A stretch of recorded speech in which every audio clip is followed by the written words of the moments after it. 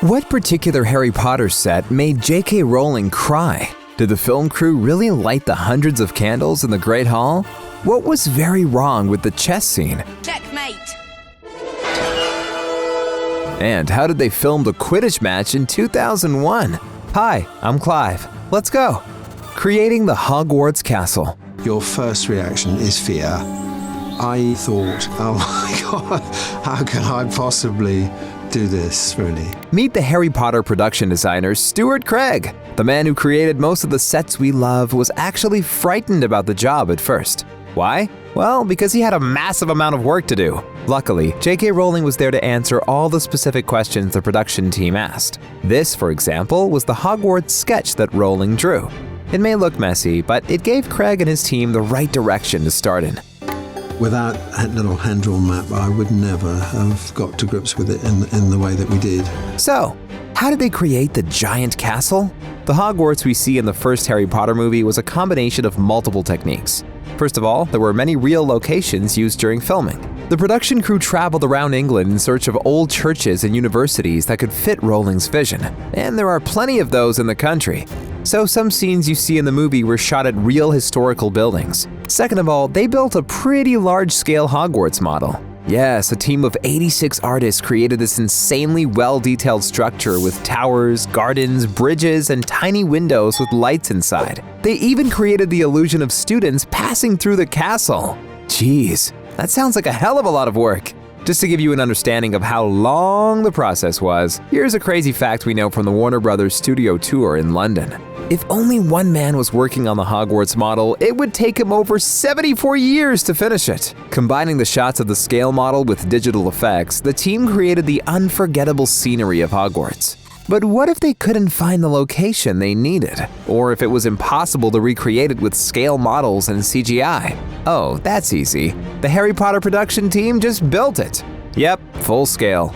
This is exactly what happened with the Great Hall of Hogwarts. There was a lot of talk about the size of the Great Hall. I seem to remember that Joe Rowling wrote about 900 kids. Which was impossible for Warner Brothers. So they made the Great Hall a little smaller, for 400 kids. And it felt large enough. Do you know what the hardest thing about filming in that hall was? The floating candles. Yep, they were all real too. And the crew needed to light them up and lift before each take. And there were hundreds of candles in the hall, so you can imagine what an exhausting job that was, huh? What was wrong with the chess scene?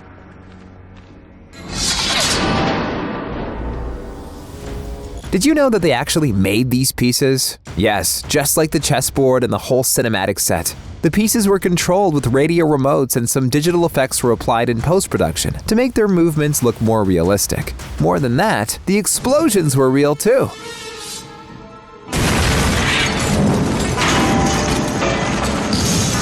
Yes, when the pieces got smashed, the filmmakers used compressed air to explode them from the inside. Rupert Grint was so happy doing that scene, because that was the moment when his character really took charge for the first time. And also because Rupert had so much fun filming it. The set was huge and it was incredible when the pieces got smashed. I've actually still got a broken piece of the horse. But do you know who wasn't happy about the chess scene? The man who designed the moves for it. Yes, his name is Jeremy Silman, and he's an international master who served as a chess consultant for Warner Brothers. When I was asked to create the chess positions for Harry Potter and the Sorcerer's Stone, I was more than delighted. Indeed, throughout his life, Silman has watched movies and TV shows that make a joke of real chess positions. So finally, he had a chance to do the job right. The International Master invented a unique chess position that could cover the needs of the script. Ron should have sacrificed himself so Harry could checkmate the White King, and there also should have been some effective captures in the game. But because the film length demanded some cuts, the chess scene was shortened by a lot. So when Harry says, Checkmate! He actually doesn't checkmate, but needs one more move to capture the queen and finish the game. That's what the International Master was so upset about. Unfortunately, movie dynamics once again turned a well-thought-out chess situation into mumbo-jumbo. I still feel that this was a real missed opportunity. Oh, come on! The scene is great the way it is! And nobody even noticed the chess was wrong. At least the director Chris Columbus was happy with the results, especially when it came to the acting. Rupert was so strong in that moment. We shot that as we were getting closer to the end of the picture, and at that time the kids were really starting to come into their own as actors, and the kids delivered just wonderful performances there. Because at the beginning of the Harry Potter filming process, the young actors were not very professional. They had very little experience, and sometimes it took a while for the director to get them to show the right emotion. Here's a great example for you. Making the Gringotts scene. And does Mr. Harry Potter have his key? The director really wanted Daniel to look very shocked at this moment, but as far as you can see, Dan doesn't look like that. The actor who portrayed both the Goblin and Professor Flitwick, yes, that's the same man, got a special instruction from the director. Chris wanted Dan to kind of look shocked, but Dan really was not fazed by anything. So Chris said to me, on the next take, when you lean over, make him jump. And the actor did his best attempt to do this. Look me in the eye when I'm talking to you! But as you can see, this trick didn't make Daniel jump. He burst out laughing instead. Can you believe it took the director up to 30 takes to get the right expression from Daniel? Talk about working with kids! Though acting wasn't the only challenge in that scene. Of course, the biggest challenge was about the Goblins. The Goblins were tough to create. First, it was essential to get away from any obvious approaches. Second, the technology at the time seemed to be against us. And finally, there were so many of them. The special effects makeup team came up with a simple idea. In order to make the Goblins look unique, they would concentrate on the characters first. Make each of these an interesting character and goblinize that character. So there wasn't a set look for Goblins any more than there was a set look for human beings. After each of the unique Goblin characters were designed, there wasn't much left to do other than to create a few dozen prosthetic ears, chins, noses, and hands. Then put all of those on the army of actors, and voila! You've got the Gringotts scene done!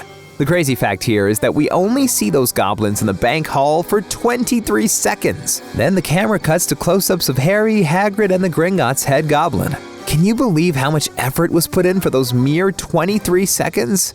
The scene that made JK cry. Diagon Alley is another example of a giant magical set that was built from scratch, with a tiny bit of CGI. As you can see, the street ends in a green screen. So in the book, your impression is of a much longer, much more complicated street. There were so many great details on the set that we don't really see in the movie. Because the scene follows Harry and Hagrid heading to Gringotts Bank, you don't really notice the smaller elements. Like, for example, the shops on Diagon Alley. Each has its own title, logo, and shopkeepers. And all of the shopkeepers were dressed differently, according to the type of shop they worked at. So there was a wizard apothecary, there was a wizard candy maker, and when you saw these characters all dressed up on the first day of Diagon Alley with Stuart's set and all the props and the set dressing, everybody had big smiles on their faces that day. I bet they did. But do you know who wasn't smiling on the set? JK Rowling. It's been told by the production designers team that the Harry Potter author actually had tears in her eyes the day she saw Diagon Alley. But no worries, they were tears of happiness. Rowling just couldn't believe how precisely her world had been created on set. Isn't that the biggest compliment for the film crew, huh? How did they film the Quidditch match? Believe it or not, but back in 2001, making this scene was as hard as going to the moon. Yes, they had CGI technology then, but you can clearly see it wasn't all that good. Most of the characters are clearly animated here. According to the director, the Quidditch match was one of the last scenes they filmed. And because some of the previous scenes took longer to shoot than expected, the crew had less time for the visual effects in post-production. So that's how they did it. First of all, the visual effects artist made a cartoon animation of the entire game. Yes, prior to filming. Then on set, they photographed the needed shots to fit the exact patterns of the cartoon animation they'd already created. And then they filmed the necessary sections with the actors. So the hard part, the daunting part, is actually creating a scene and have it cut before you actually start shooting it. And we've never done it before.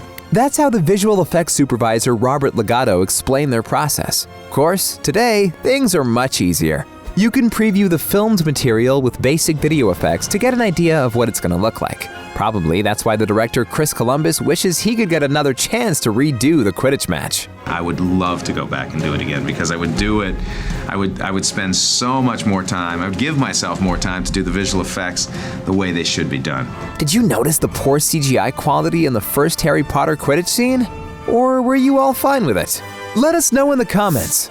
If you guys are fans of Harry Potter, then why not watch these videos too? Thanks for staying with us, and take care.